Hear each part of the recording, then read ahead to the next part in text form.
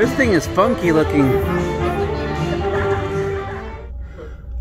Well, it is 6:30 in the morning here, and we are in Cabo San Lucas, and we are going to be doing a tender port here. I'm kind of echoey here because I'm in the porthole, but we're going to see what's out here over to the right. You can't really see it yet. Here is the arches. You can kind of see the arches from here. And we're going to see what we can find here in Cabo San Lucas. Hello everyone, and welcome to my Cabo San Lucas Port Day video. In this video, we are going to show you what you can do on a port day in Cabo San Lucas. I'm going to be calling Cabo San Lucas just Cabo, but you need to know that there's another city in Baja called Cabo San Jose. But most of the time when you're talking about Cabo, they're really referring to Cabo San Lucas, because that's the more touristy of the two Cabos, and that's where the cruise ships normally port. As I said before, Cabo is a tender port, which means that you had to use these little boats to get to the land at this coastal city. Cabo has a really big marina, but none of the docks are big enough for the cruise ships that come to visit. The reason I got up so early was because my time in Cabo was really short. The first tender was set to leave at 7:30 a.m. and the last tender got back at 1:30 p.m. So that's only 6 hours, which to me seemed like a very short amount of time to explore a city, even if Cabo is a small city. So knowing I didn't have a lot of time, I made sure to be out on one of the first tenders. Going out there's two types of tenders, the big catamarans and the smaller tender boats. In the morning they were using the smaller tender boats for priority access and excursions, but there were not many up that early, so it didn't really make a big difference at the time that I went. The tender into the port was fun. Cabo has a really big marina. Even though there is no ports big enough for a cruise ship, this doesn't mean that you will not find some really expensive yachts while coming into port. It was amazing to see how big some of these private vessels can get. Although it was fun to see all the different types of boats there were. Many were for specialty excursions, and there was even 2 pirate party ships there. Speaking of pirate party ships, the tender boats leave you at the same place where you get on for the pirate party ships. There are many different types of tours in Cabo, but the main tour that you want to see is to go see the arches. Over here we have Cabo Adventures. They're probably the most expensive excursions on the port, but they have the biggest ones too.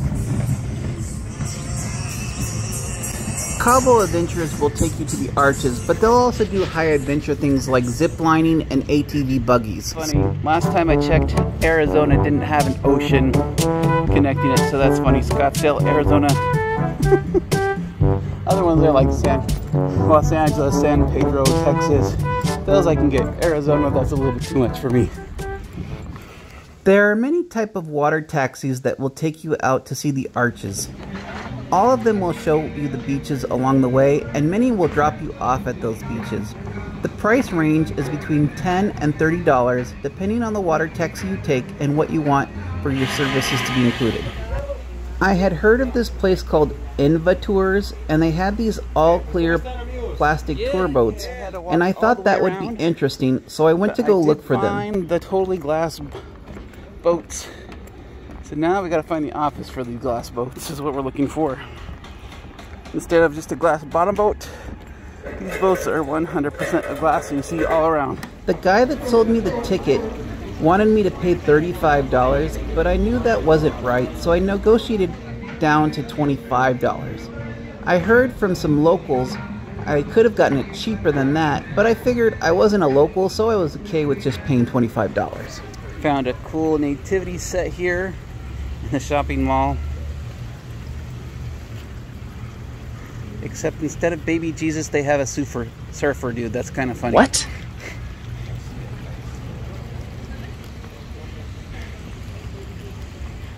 Yeah, they have a interesting substitution there.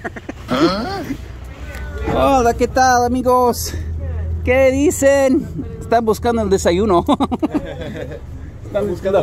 So a standard water taxi tour in Cabo will take you past the piers and the marina and take you to the different beaches. The first beach that we visited was called Pelican Beach, I'm not exactly sure why it was called Pelican. We only saw one pelican while we were there, but nevertheless that was the name. But it was a very cool beach because with the glass bottom boat you could see the most of the fishes down below, so that was probably the coolest part about this beach.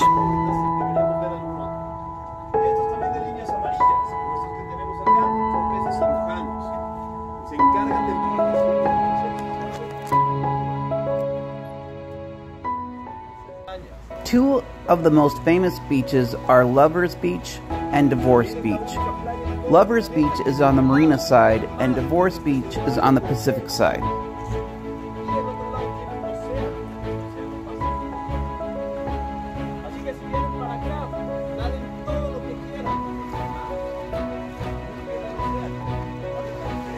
Just past the arch is this rock that they say looks like Baja upside down or like a wolf howling. I'm not really sure about either of those two things, but maybe. Do you see either of those two things? If so, comment and let me know. They say there's a big colony of sea lions by this rock, but I didn't see them. I think all the sea lions were back at the marina looking for leftover fish.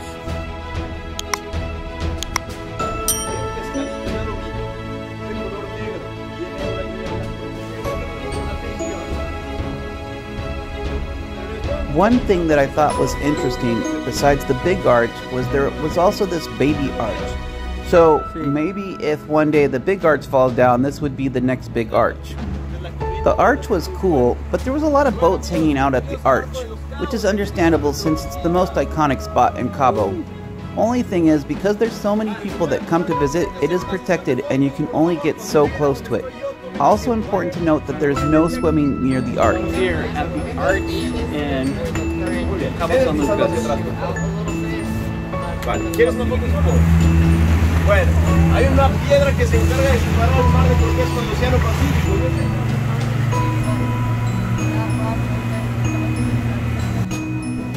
Past that Baja rock was a small little rock they call finsterre, which basically translates to land's end. This little rock is the last piece of land for Baja. Past there is nothing south until you get to Socorro Island, which is in a little small island off the coast of Colima, Mexico.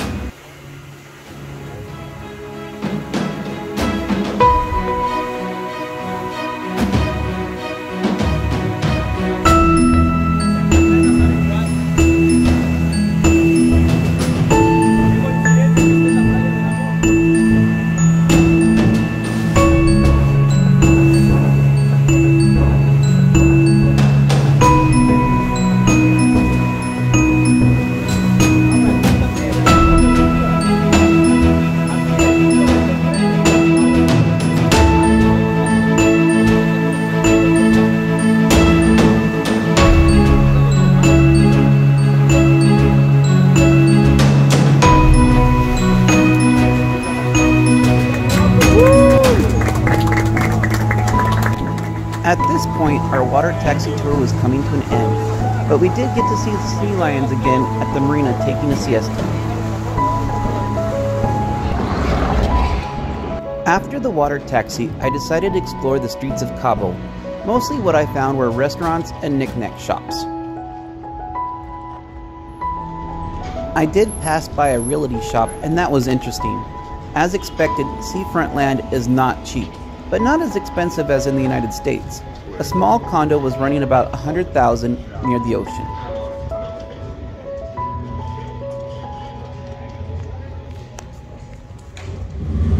Walking more inside to Cabo Hera. This part reminds me a lot like Ensenada is what this looks like to me.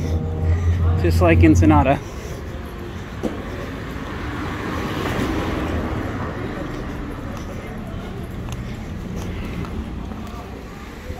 A co-worker, who is a Sammy Hagar fan, asked me if I could get her a souvenir from the famous Cabo Wabo cantina, so that is where I went. Here, as we come around the corner, is the famous Cabo Wabo. This was the place that started it all. Here under the big hat.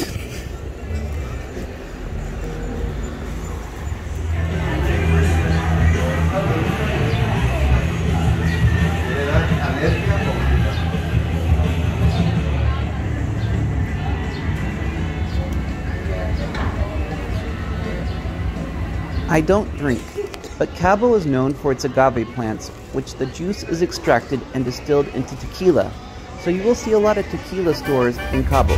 The last tender was at 1:30, so I wanted to make sure that I was back on the boat on time. But that's going to do it for this trip. Hope you enjoyed this little video of Cabo San Lucas.